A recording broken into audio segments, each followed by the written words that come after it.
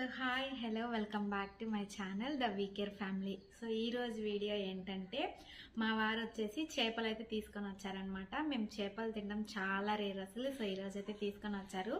నేను చేపల కర్రీ అయితే చేయబోతున్నాను. సో నా స్టైల్లో నేను నేర్చుకొని ఎలా చేస్తాను, మా ఇంట్లో వాళ్ళకి నచ్చుతుందా లేదా అనేది ఈ వీడియో కంటిన్యూ అవుతుంది. చూడండి, నేను వీడియో మొత్తం పెడతాను. సో దాంట్లో ఏమన్నా నేను మిస్ చేశానా లేకపోతే ఎలా చేస్తారు అనేది మీరు నాకు కామెంట్ చేసి చెప్పండి. సో ఇప్పుడైతే వీడియోలోకి వెళ్ళిపోదాం. నచ్చితే ఒక చిన్న లైక్ చేసి సబ్స్క్రైబ్ చేసుకోండి. చేపల పులుసుకి కావాల్సిన పదార్థాలు అయితే ముందుగా నేను మీకు చూపించేస్తాను, చూసేయండి. ముందుగా మనకి ఇష్టమైన చేపలు తీసుకోవాలి. నెక్స్ట్ వచ్చేసి 2 పెద్ద నిమ్మకాయ సైజ్ అంత చింతపండుని తీసుకొని కొంచెం ఉప్పు వేసుకొని వాటర్లో నానబెట్టుకోవాలి. ఇక్కడ వచ్చేసి పచ్చి కొబ్బరి, ఆనియన్, టమాటో వేసి పేస్ట్ చేసి పెట్టుకున్నాను. ఇక్కడ వచ్చేసి పెద్ద సైజ్ ఆనియన్ ఒకటి, పెద్ద సైజ్ టొమాటో ఒకటి, 3 మిడిల్కి కట్ చేసి పెట్టుకున్న పచ్చిమిర్చి. ఇంకా మన స్పైసెస్కి తగ్గినట్టు కావాల్సిన మసాలాస్ అన్నీ తీసుకోవాలి. మరియు లేతగా ఉన్న మామిడికాయని ఇలా ముక్కలుగా కట్ చేసి పెట్టుకోవాలి, తొక్క తీయకూడదు. అండ్ ఇక్కడ వచ్చేసి ధనియాలు, మెంతులు, జీలకర్ర, ఆవాలు డ్రై రోస్ట్ చేసి ఇంకా 2 వెల్లుల్లిపాయలు వేసి పౌడర్ అయితే చేసి పెట్టుకున్నాను. ఇది లాస్ట్లో వేసుకోవాలి. ఇప్పుడు మనం ప్రాసెస్లోకి అయితే వెళ్ళిపోదాము. స్టవ్ వెలిగించేసి గుంతగా ఉన్న ఒక ప్యాన్ అయితే తీసుకోవాలి. దబరైనా కావచ్చు, ఇట్లా గుంతగా ఉంటే కర్రీ బాగా వస్తుంది. ఒక టీ గ్లాస్ నిండగా ఆయిల్ వేసుకోవాలి. ఏ ఆయిల్ అయినా పర్లేదు. చేపల పులుసుకి ఆయిల్ ఎక్కువ ఉంటే బాగుంటుంది. మీకు కావాలనుకుంటే ఇంకొంచెం కూడా వేసుకోవచ్చు. ఆయిల్ హీట్ అయిన తర్వాత జీలకర్ర, ఆవాలు వేసుకోవాలి. అవి చిటపటలాడిన తర్వాత ఆనియన్స్ వేసుకోవాలి. ఆనియన్ ఇలా మంచిగా పింక్ కలర్లో వచ్చేంత వరకు ఫ్రై చేసుకోవాలి.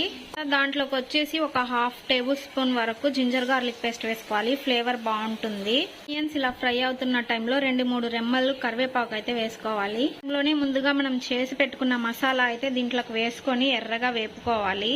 మనం వేసుకున్న మసాలా ఇలా వేగుతున్నప్పుడు మనకు కావాల్సిన స్పైసెస్ అన్ని వేసుకోవాలి. పసుపు, నేను ఈ స్పూన్తో 4 స్పూన్స్ అయితే కారం వేస్తున్నాను. మీరు మీ కారానికి తగినట్లు వేసుకోండి. 1 స్పూన్ వరకు ధనియా పౌడర్, ఒక ½ స్పూన్ వరకు గరం మసాలా, కొంచెం రాళ్ళుప్పు వేసుకోవాలి. ఈ టైంలోనే మనం కట్ చేసి పెట్టుకున్న టమాటాలు వేసుకోవాలి. ఇలా మంచిగా కలిపేసి ఆయిల్ పైకి తేలేంత వరకు ఒక 5 మినిట్స్ అయితే వదిలేయాలి. సో చూసారు కదా, ఆయిల్ మొత్తం మంచిగా పైకి తేలిపోయింది. ఈ టైంలోనే మనం తీసి పెట్టుకున్న చింతపండు రసం అయితే వేసుకోవాలి. ఈ టైంలోనే మన కర్రీకి సరిపడినంత వాటర్ కూడా వేసేసుకోవాలి. ఒకసారి మంచిగా మొత్తం మిక్స్ చేసుకోవాలి. ఈ టైంలోనే మనం ముందుగా క్లీన్ చేసి పెట్టుకున్న చేప ముక్కలను వేసుకోవాలి. నిదానంగా ఒక్కొక్కటిగా వేసుకోవాలి. ఈ టైంలోనే మనం ఇందాక కట్ చేసి పెట్టుకున్న పచ్చిమిర్చి వేసుకోవాలి. ఇందాక కొంచెం అయితే ఉప్పు వేసుకున్నాం కదా, ఇప్పుడు దానికి తగిన ఉప్పు మళ్ళీ వేసుకోవాలి. చూసుకొని వేసుకోండి, ఎక్కువ అయిపోతుంది. అన్నీ వేసి కలిపేసుకున్న తర్వాత మూత పెట్టేసుకోవాలి. ఒక 5 మినిట్స్ వరకు మంచిగా హై ఫ్లేమ్లో ఉడకనివ్వాలి కర్రీని. కర్రీ ఇలా ఉడుకుతున్నప్పుడు మామిడికాయ ముక్కలను వేసేసుకోవాలి. మళ్ళీ మూత పెట్టుకొని ఒక 5 మినిట్స్ వదిలేయాలి. ఒక 5 మినిట్స్ తర్వాత ఇటు అటు పట్టుకొని ఒకసారి కలపాలి. గరిట పెట్టి కలపకూడదు, చేపలన్నీ చెదురుగా అయిపోతాయి.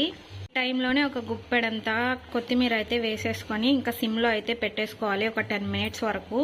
10 మినిట్స్ తర్వాత మూత తీసి చూద్దాము. చూసారు కదా, కర్రీ బాగా చిక్కబడిపోయింది. ఈ టైంలోనే మనం ముందుగా చేసి పెట్టుకున్నాం కదా మెంతుల పొడి, అదైతే ఇప్పుడు వేసేసుకొని గరిటెతో కాకుండా 2 చేతులతో అటు ఇటు పట్టుకొని కలుపుకోవాలి ఒకసారి.